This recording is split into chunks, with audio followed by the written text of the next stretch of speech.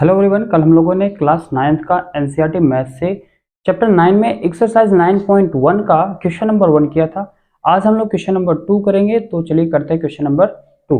तो question number 2 में दिया है कि prove that if chords of congruent circles subtend equal angles at their centers then the chords are equal। ठीक है, तो इसमें ये बोला है कि हम लोग को क्या करना है, प्रूव करना है कि अगर क्या है, if chords of congruent circles, तो कॉन्ग्रुएंट सर्कल का जो कॉर्ड है, ठीक है, ये दो जो सर्कल है ये क्या है, कॉन्ग्रुएंट सर्कल है। कॉन्ग्रुएंट सर्कल का मतलब ये होता है कि दोनों ही क्या हो, जैसा ये सर्कल है वही सर्कल ये होना चाहिए, जितना इसका रेडियस है वही रेडियस इसका भी होना चाहिए। इसका मतलब ये है कि अगर इस सर्कल को हम लोग उठा करके इसके ऊपर रखे तो इसको पूरा पूरा ढक लेगा, कवर कर लेगा, तो ये क्या होगा, कॉन्ग्रुएंट सर्कल हो जाएगा। तो बोला कि कॉन्ग्रुएंट सर्कल का जो कॉर्ड है सबटेंड इक्वल एंगल, ये क्या बना रहा है, इक्वल एंगल बना रहा है। यहाँ पर कहाँ पे, एट देयर सेंटर, सेंटर पे इक्वल एंगल बना रहा है। ठीक है, तो ये इक्वल बोला है इस क्वेश्चन में। तो बोल रहा है कि then the chords are equal, तो जो कॉर्ड है ए बी और सी डी क्या है, आपस में इक्वल है।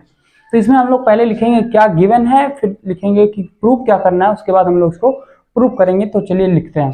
तो यहाँ पर सबसे पहले हम लोग क्या लिखेंगे कि गिवन क्या है। तो गिवन में हो जाएगा कि यहाँ पर देखिए ये कॉन्ग्रुएंट सर्कल है, तो इसका मतलब ये है कि रेडियस जो होगा, इसका रेडियस और इसका रेडियस, सभी रेडियस आपस में इक्वल होंगे। ठीक है, तो यहाँ हम लोग लिखेंगे कि O A equal to O B equal to O dash C equal to O dash D. अब ये क्या है, ये रेडियस है सभी, तो ये इक्वल होगा। क्यों इक्वल होगा, तो रीजन में हो जाएगा कि radius of congruent circles are equal. ठीक है, कॉन्ग्रुएंट सर्कल का जो रेडियस होता है वो आपस में इक्वल होता है, तो ये इसका रीजन हो जाएगा। इसके बाद और हम लोग को क्या गिवन है, ये दोनों एंगल गिवन है कि angle A O B equal है angle C O dash D के, ये हम लोग को गिवन है। इसके बाद हम लोग को प्रूफ क्या करना है, तो टू प्रूफ में हम लोग लिखेंगे कि कॉर्ड्स आर इक्वल, तो कॉर्ड इक्वल है तो A B equal to C D, ये हम लोग को प्रूफ करना है। तो चलिए इसको हम लोग प्रूफ करते हैं। तो प्रूफ में हम लोग लिखेंगे, तो हम लोग को करना है ये एक कॉर्ड है ए बी और ए सी डी, दोनों को इक्वल करना है। ठीक है, तो इक्वल करने के लिए हम लोग क्या करें, तो ये दोनों ट्रायंगल को अगर हम लोग कॉन्ग्रुएंट कर देंगे तो ये और ये कॉर्ड ए बी और सी डी दोनों आपस में इक्वल हो जाएगा। तो हम लोग लिखेंगे कि in triangle A O B and triangle C O dash D. अब इसमें ये देखिए कि ट्रायंगल ए ओ बी और सी ओ डैश डी में यहाँ पर ओ ए ओ डैश सी के इक्वल है, O A equal to O dash C, और यहाँ O B O dash D के इक्वल है, तो O B equal to O dash D. अब ये दोनों इक्वल है, इसका रीजन क्या हो जाएगा, तो लिखेंगे हम लोग रेडियाई ऑफ द सर्कल। ठीक है, इसके बाद यहाँ पर ये हम लोग को गिवन है, तो हम लोग लिखेंगे angle A O B equal to angle C O dash D.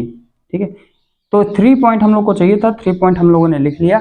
इसमें अब हम लोग लिखेंगे कि triangle A O B congruent triangle C O dash D, किस रूल से, तो यहाँ साइड एंगल साइड रूल से ये इक्वल हो जाएगा। ठीक है, एस एस मतलब क्या है, इसमें दो साइड है एक एंगल है, तो दो साइड एक एंगल मिलके ये कॉन्ग्रुएंट हो जाएगा। तो इसको हम लोग को यही करना था, तो हम लोगों ने कॉन्ग्रुएंट प्रूव कर लिया।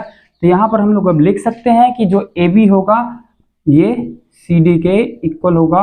क्यों इक्वल होगा, तो रीजन में हो जाएगा सीपीसीटी रूल। तो सीपीसीटी रूल की वजह से क्या हो जाएगा, आपस में इक्वल हो जाएगा, क्योंकि सीपीसीटी रूल क्या बोलता है, corresponding parts of congruent triangle are equal होते हैं।